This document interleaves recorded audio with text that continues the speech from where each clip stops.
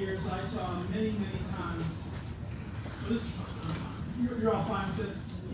Yeah. Over the years, I saw many times that families with someone who was mentally ill would not know where to turn, and their son or daughter may have acted out. They would get a warrant.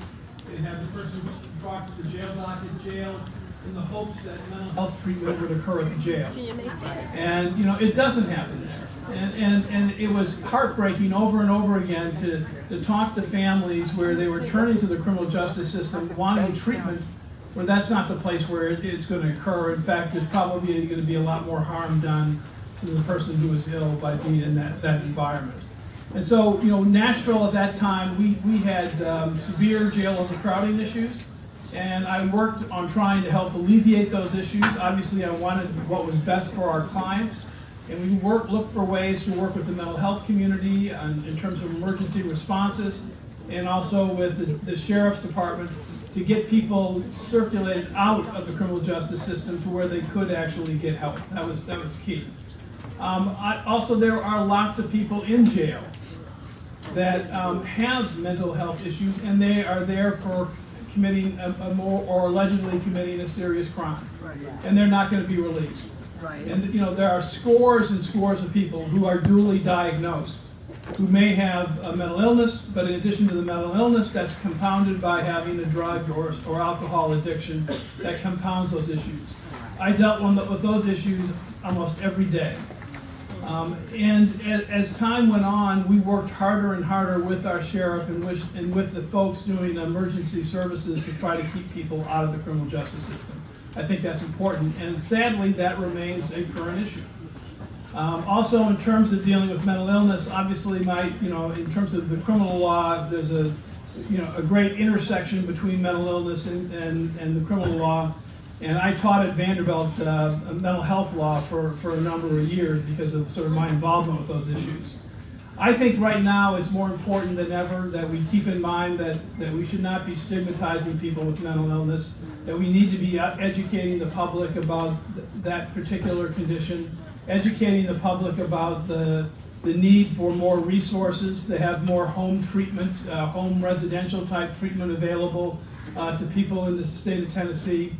And to make sure that we're treating the whole family so that families can remain intact whenever possible. I think those things are absolutely critical. I want to talk a little bit about an issue that, my commitment, if I'm elected governor, and that's my plan, that's why I'm doing this. If I'm elected governor, I will devote the energy and the attention to mental health issues. I tried to do that as mayor. I tried to do that as about an issue that is important for the mental health community, those who are providers, those who have family members who are mentally, and particularly those who are mentally ill. We have got to figure out how we're paying for health care here in Tennessee.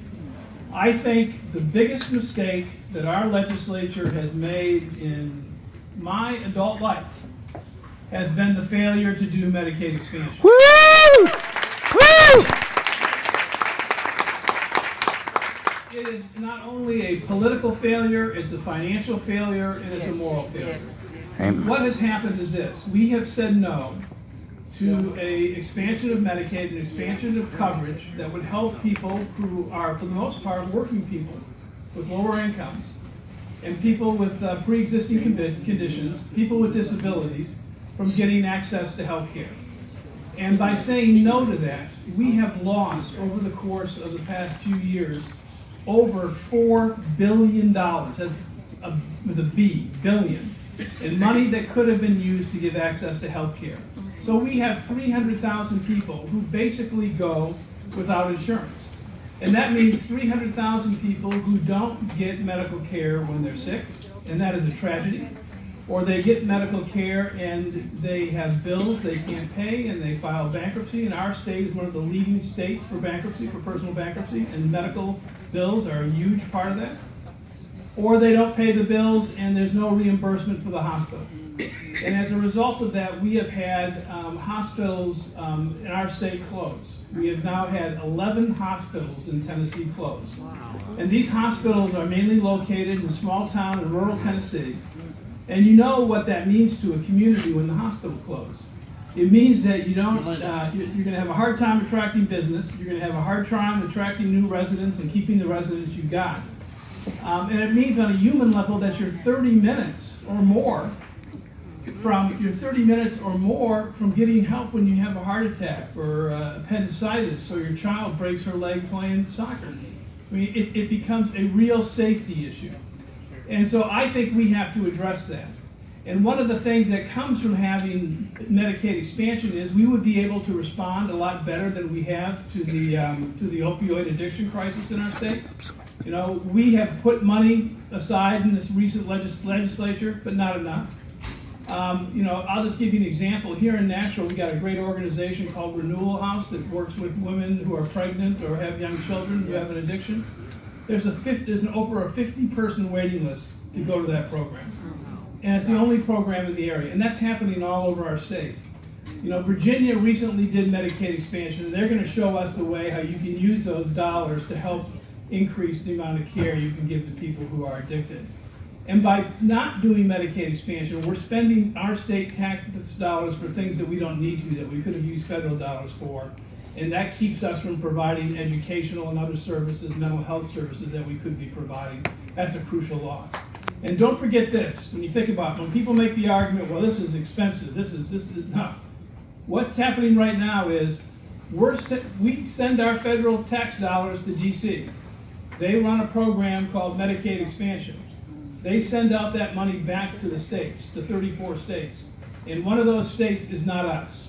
We don't get the money back. So we're subsidizing health care in Kentucky and in Indiana and Massachusetts and California. It's not a very shrewd thing for us to be doing.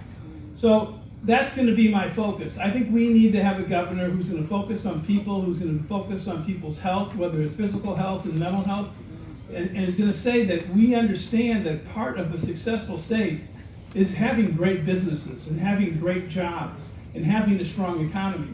Part of a great state is having great education and great education systems.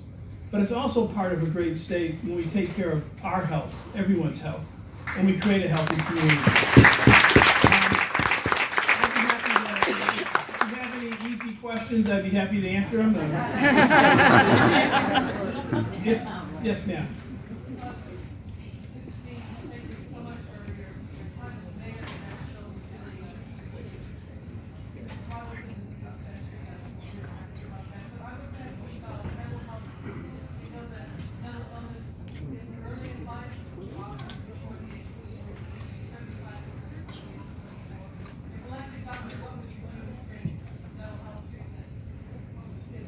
Yeah, I think we need to have, we need more school nurses, we need more wraparound services when it comes to family and mental health in schools. And that's particularly important in areas that are struggling, where there's high levels of poverty and where kids are facing really huge challenges. I think that's important.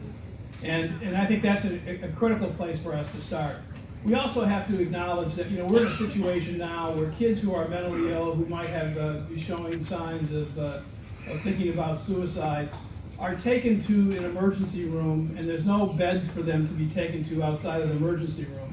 And so they sit in emergency rooms or in hospitals for days. And the hospital has to have somebody there all the time that they're in the hospital watching them.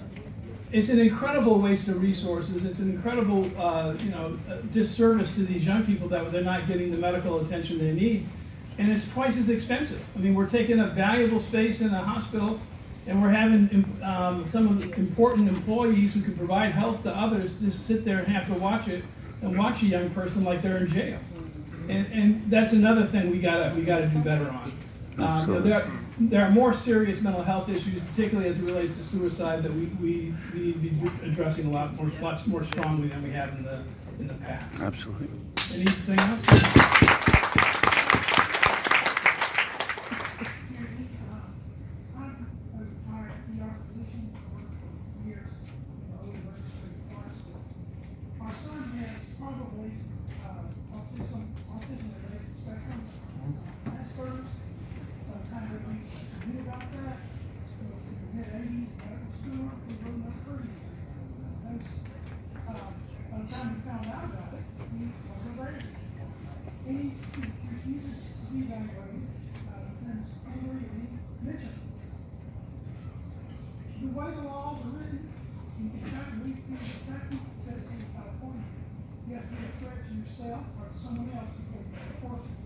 Right.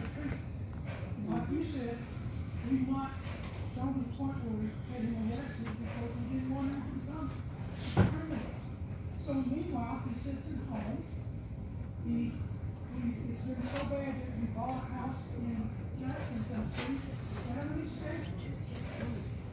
I believe that healthcare laws need to change where at least two competent people who know a physically knowledgeable person can sign some sort of evaluation form to get him evaluated, short of having him arrested or having him be suicidal or homicidal before that can happen. Right. It's insane. Well, that's a great point. I do think we have to look at everything, and one of the things, there are processes that you might look at in terms of having somebody act as sort of in his legal interest. Perhaps maybe that can work. But it's very complicated because you look at the history of mental health, and you look at the way we did things, pre-1960. And going back to the 19th century when people would be carted off and put in institutions and left there for years and years. And often people were put in institutions who shouldn't have been there.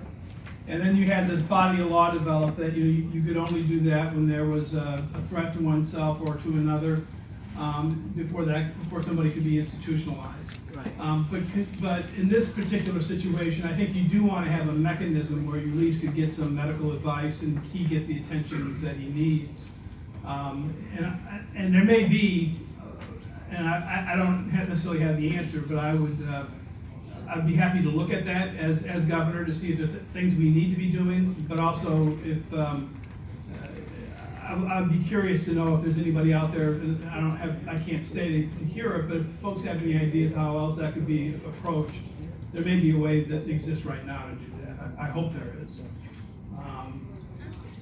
But I certainly understand the anguish you're going through.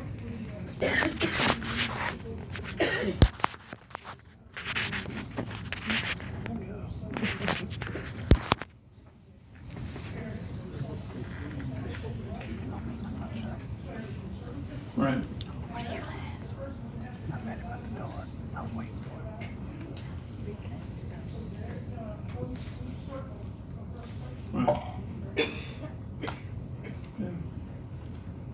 I hear you, and I'd be happy to look at that as governor, and I'd be happy to think about that now. It's an important issue and concern. Yes, ma'am.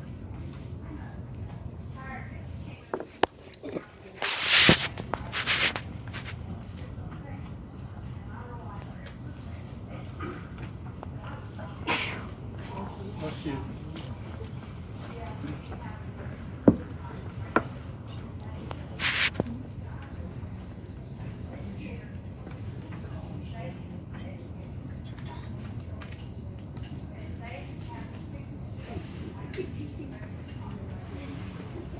Yeah.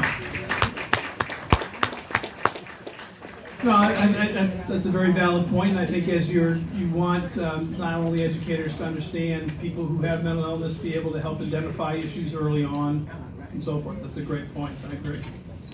Yes, in the back. Governor Dean, would you briefly comment on Amendment 38 to the TennCare bill and your opinions on how that will affect people with mental health issues? I'm not familiar with the amendment. What does it say?